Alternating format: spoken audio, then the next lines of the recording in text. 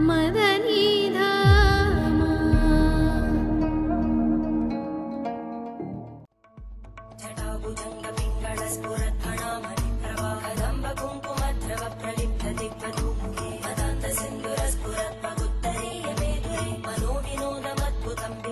कर आप लोग समझ गए होंगे कि आज का मेरा वीडियो किस विषय पर है। अक्सर आपने सुना होगा या देखा होगा कि किसी के घर की लक्ष्मी बांध दी जाती है, किसी के घर का कुल देवता बांध दिया जाता है, किसी के घर का मंदिर बांध दिया जाता है, किसी का घर बांध दिया जाता है, तो किसी के घर में पीठ होता है देवी का, देवताओं का, उसको भी बांध दिया जाता है। किसी के शरीर में सवारी आती है, उस सवारी को भी कुछ लोग बांध देते हैं।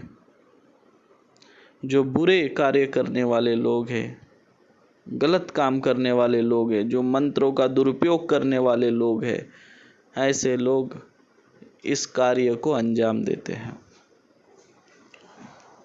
आज मैं आपको बताऊंगा कि किसी के शरीर की अगर सवारी बांध दी जाए तो उसे कैसा खोला जाए। मंत्र एक ही है पर 3-4 जगह काम आता है, इसलिए वीडियो को स्किप ना करें, पूरा सुने। 4 बार वीडियो सुनने से अच्छा है 1 बार वीडियो पूरा सुने, आपका ही फायदा है, आपका ही समय बचेगा। शुरुआत तो पहले मैं आपको ये बता देता हूँ कि घर की लक्ष्मी, पीठ, देवी देवताओं का पीठ, देवी देवताओं को कैसे खोले, ये सारी चीज़ें आज मैं आपको बता देता हूँ। अगर किसी के घर के कुल देवताओं का बंधन किया गया है, जो उनके कुल देवता होते हैं उनका अगर बंधन किया गया है, या घर का बंधन किया गया है, या लक्ष्मी बांध दी गई है, तो ऐसे समय आपको इस मंत्र का उपयोग करना है। अब आपके घर में कोई क्रिया की गई है, आपकी लक्ष्मी बांध दी गई है, आपके कुल देवता बांध दिए गए, ये कैसे समझ में आएगा?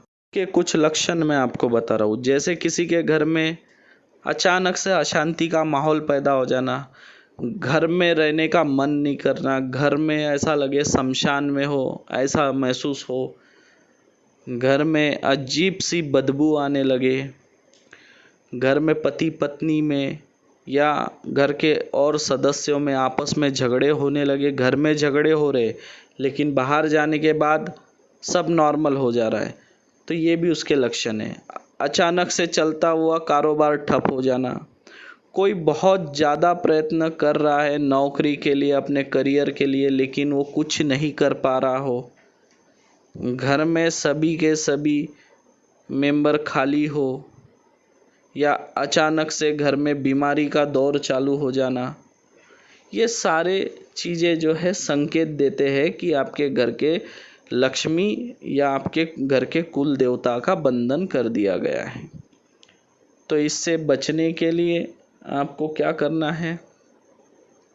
आपको 1 पाव पीली सरसों, 1 पाव गूगल और आधा पाव लोबान, ये 3 चीज़ लेने हैं। ये आप नहीं लेंगे, जिसके घर का आप क्रिया कर रहे हो उसे बोले ये चीज़ ला कर रखे, और उसे ये भी कह दे कि घर को अच्छे से झाड़ू मारे, फर्श को अच्छे से साफ करे, ऊपर घरों में जो भी जाली लगी है उसको अच्छे से साफ करके रखे। अब जब आप उनके घर जाओगे, जिसके भी घर में आप जो लक्ष्मी खोलने जा रहे हो या कुल देवताओं को खोलने जा रहे हो, तो उस समय में आपको उसका जो मंदिर घर है, जहाँ पे उसका मंदिर है, वहाँ से एक क्रिया को शुरू करनी है। अब आपको क्या करना है? एक गमला लेना है, गमले में लकड़ी का कोयला डालना है, उसको जला लेना है। ये जो मैं मंत्र दिया हूँ ये बंगाली मंत्र है और स्वयं सिद्ध मंत्र है, तो आपको इसको सिद्ध करने की ज़रूरत नहीं, अच्छे से कंठस्थ कर ले। आपको जो तीनों सामग्री एक में मिला लेना है, गूगल, सरसों और लोबान।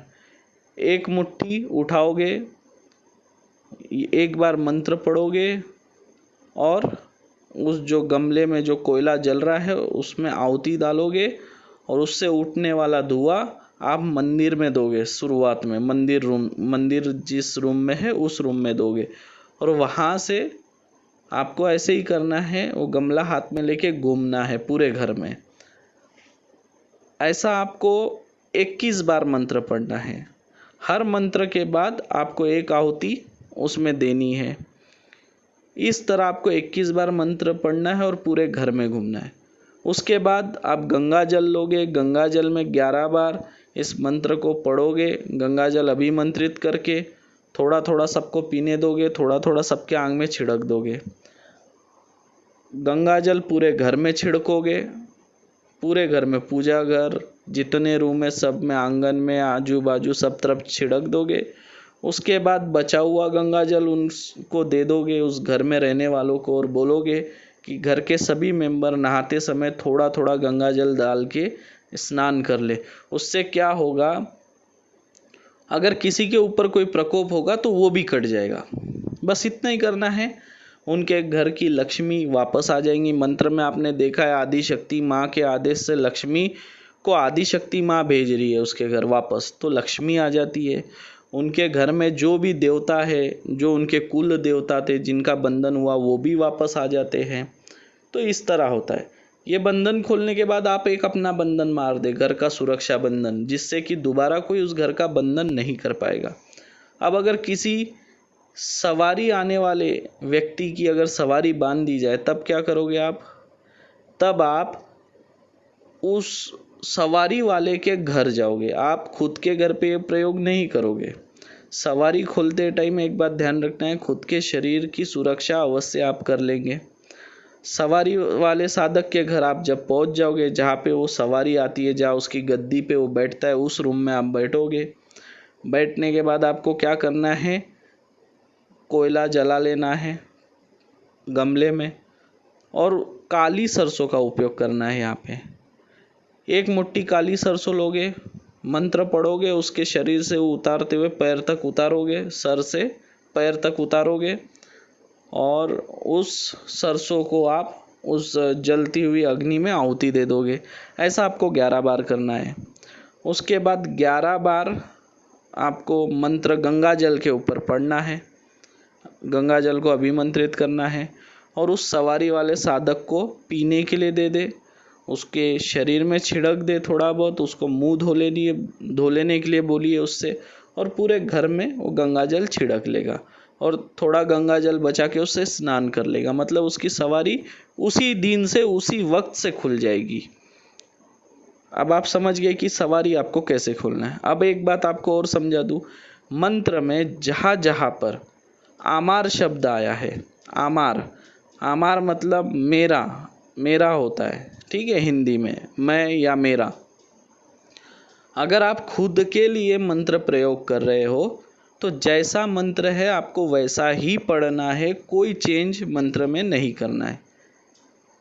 अगर आप किसी दूसरे के लिए कर रहे हो, किसी दूसरे के घर का अगर बंधन खोल रहे हो, तो याद रखें मंत्र में जहाँ पर आमार शब्द आया है, आमार के जगह उस व्यक्ति का पूरा नाम लेना है आपको, उसका नाम, उसके बाप का नाम और उसका सरनेम, ऐसा लेना है। जहाँ जहाँ आमार है वहाँ पे उसका नाम आना चाहिए, इस बात का आपको विशेष ध्यान रखना है। अब पितृ के बंधन के बारे में बता दूँ। पितृ के बंधन के लिए एक दूसरा मंत्र है, मैं वो अगले वीडियो में डालूंगा, लेकिन उसके बारे में थोड़ी जानकारी देता हूँ।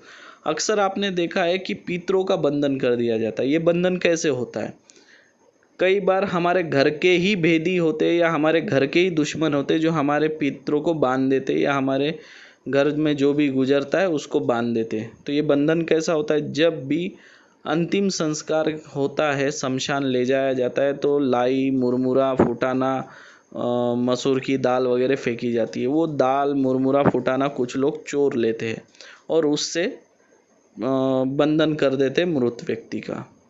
जब आपके घर के पितृ बंधन में होते हैं तो आप कभी सुखी नहीं रह सकते, आपके कोई काम नहीं बनेंगे, आपके जीवन में विघ्न आते ही रहेंगे, आपका बनता बनता काम हाथ से निकल जाएगा। सब सही चलता रहेगा लेकिन लास्ट मोमेंट पे वो काम आपका बिगड़ जाएगा, बहुत परेशानी होगी, आप जीवन में प्रगति नहीं कर पाओगे, बहुत तकलीफ होती है। कई प्रकार की बीमारी, रोग, कोर्ट कचहरी, लड़ाई झंझट, मान सम्मान, हर तरह का नुकसान होने लगता है। बच्चों के, यहाँ तक के बच्चों के पढ़ाई में भी उसका नुकसान होने लगता है। बच्चे पढ़ाई नहीं कर पाते, फेल होते हैं, उनका करियर बर्बाद हो जाता है। पितृ दोष बहुत खराब है। पितृ दोष फिर भी ठीक है, लेकिन अगर पितरों को बांध दिया जाए तो उसका बहुत ज़्यादा नुकसान होता है। अगर आपको किसी से दुश्मनी निकालनी है तो उसके पितरों को बांध दो, वो ऐसा ही तड़प तड़प के बेचारा बर्बाद हो के मर जाता है। स्लो पॉइजन बोल सकते हो आप इसे। तो वो कैसी क्रियाएं करते हैं? जब शमशान में अंतिम संस्कार के लिए मृतदेह को ले जाया जाता है, वो टाइम में जो मुरमुरा फुटाना, जो अक्षित फेंका जाता है, उसको उठा लेते हैं और उसके बाद उस पे कुछ क्रियाएं करके बंधन कर देते हैं।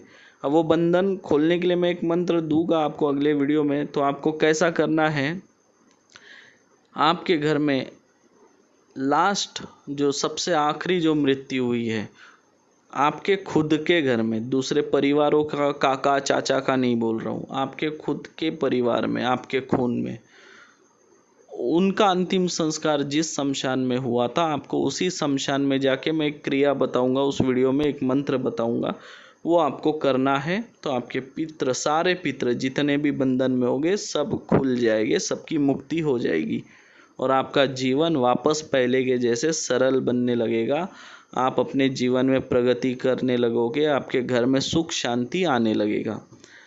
अब एक और आपको बता दूं कि अक्सर आपने देखा होगा शादी के समय में दूल्हा दुल्हन को हल्दी लगाते हैं। तो कुछ लोग क्या करते हैं, दुल्हन के शरीर में लगी हुई हल्दी या दूल्हे के शरीर में लगी हुई हल्दी चुरा लेते हैं और जब शादी के समय में अक्षत फेंकते हैं, वो अक्षत भी कुछ लोग चुरा कर ले जाते हैं। अब वो अक्षत का क्या होता है वो आपको बता दूं। दुल्हन की कोख बांधी जाती है जिससे कि उसको संतान सुख प्राप्त नहीं हो पाता, मतलब वो माँ नहीं बन सकती क्योंकि उसके कोख का कीलन कर दिया जाता है। ऐसे भी कुछ घटिया लोग, कुछ घटिया बुरे कर्म वाले तांत्रिक इस दुनिया में है।